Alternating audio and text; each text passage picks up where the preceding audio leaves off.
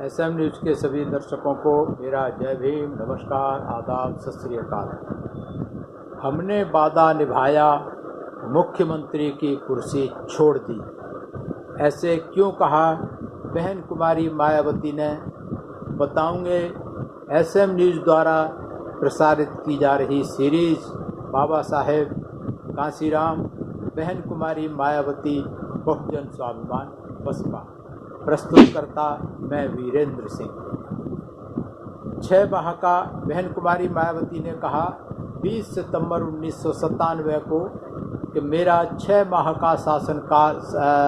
का कार्यकाल 20 सितंबर 1997 को जैसे ही पूरा हुआ, मैंने बीएसपी भाजपा गठबंधन के समझौते के अनुसार उसका पालन करते हुए उत्तर प्रदेश के मुख्यमंत्री की पद से इस्तीफ़ा दे दिया है। अगले दिन कल्याण सिंह जो भाजपा की तरफ से थे मुख्यमंत्री मनोनीत किया गया और उन्होंने मुख्यमंत्री पद की शपथ ली।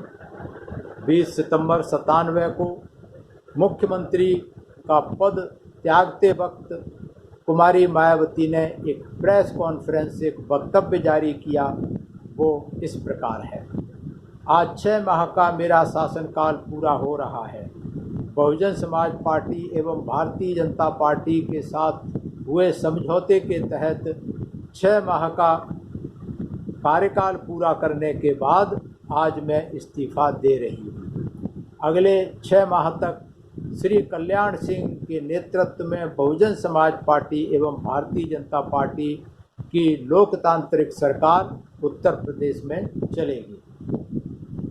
इस अवधि के दौरान 6 महीने के दौरान बहन कुमारी मायावती ने कहा कि इस अवधि में कानून व्यवस्था की जो खराब स्थिति हुई थी उसे सुधार लाने और मजबूत करने का काम किया गया।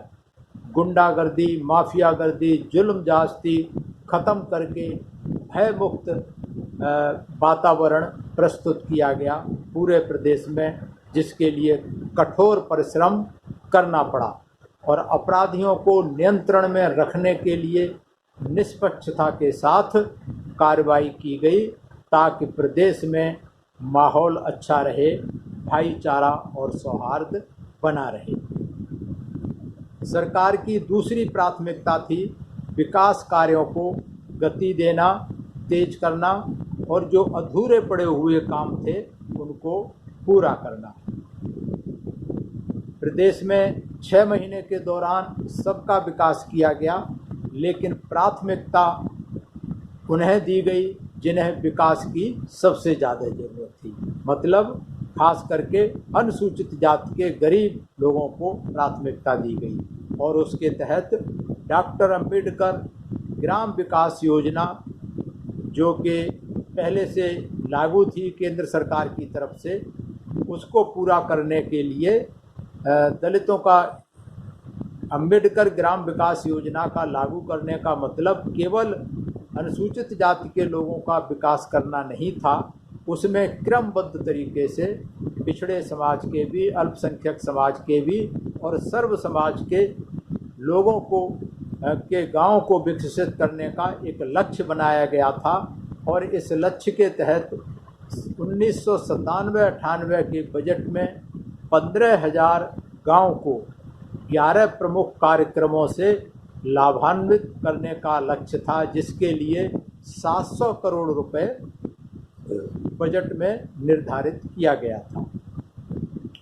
6 महीने की उपलब्धि के बारे में बहन कुमारी मायावती ने कहा कि हमने जो कहा वो पूरा किया, जबकि पिछली सरकारों ने केवल वायदे मात्र किए थे।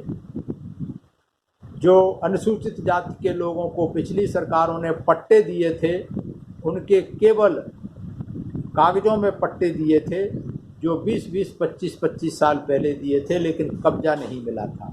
ऐसे सभी पट्टेधारकों को वास्तविक कब्जा दिलाने का काम किया गया और जो कब्जा नहीं दिलाया गया था, इस तरीके से 1,58,000 पट्टेदारों को लगभग 1,20,000 एकड़ भूमि पर विशेष अभियान चला करके कब्जा दिलाया गया और कब्जे के साथ साथ में उन पर कार्रवाई की गई। जिन्होंने नाजायज़ कब्जा किया हुआ था उस पर जुर्माना भी लगाया गया, उनसे राशि भी वसूल की गई जो कि पट्टे धारकों को दी गई।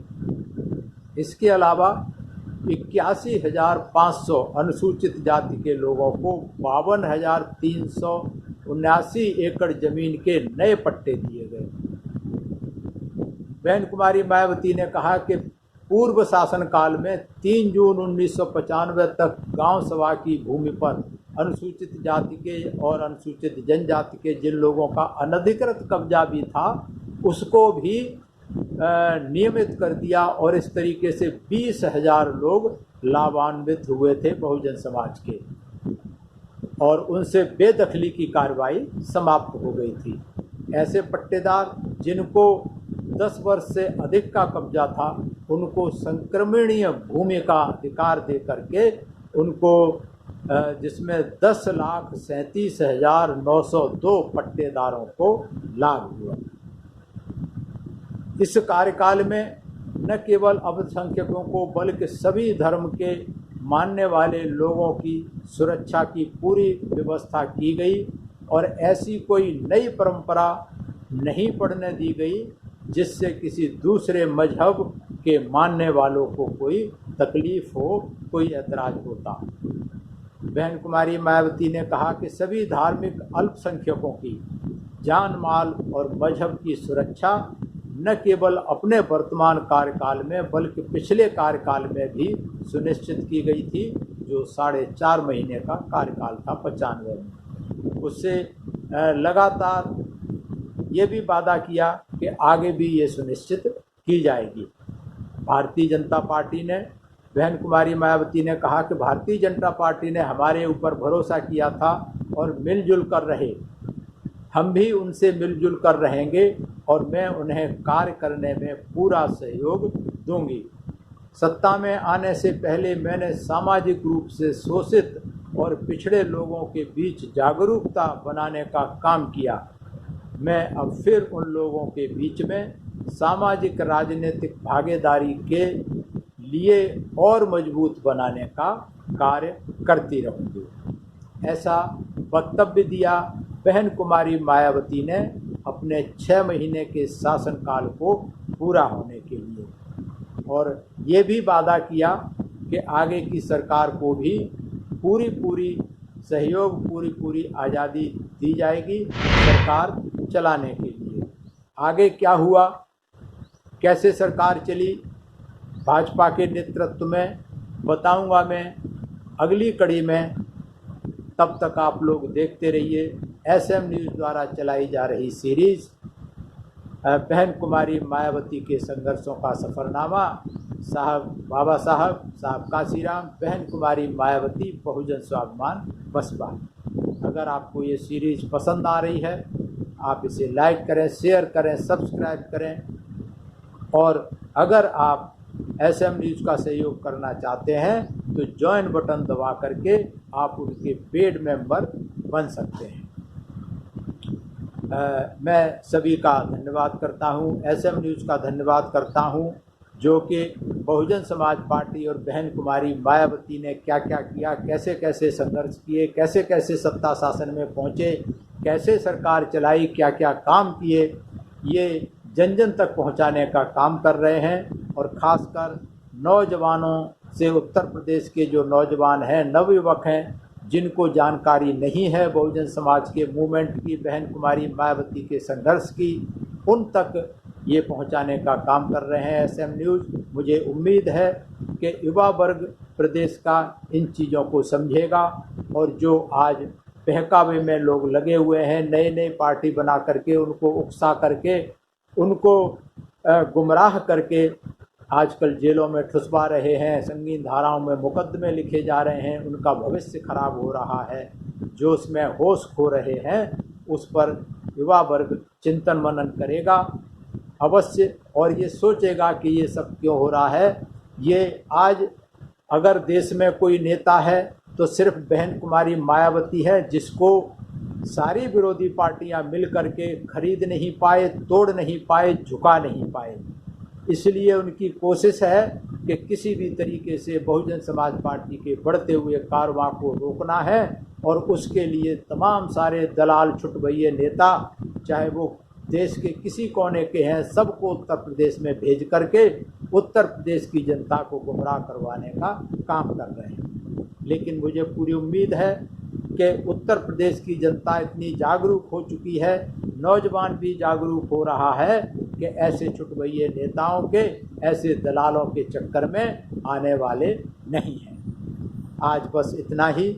देखते रहिए ये सीरीज प्रतिदिन शाम को 6 बजे SM न्यूज़ चैनल।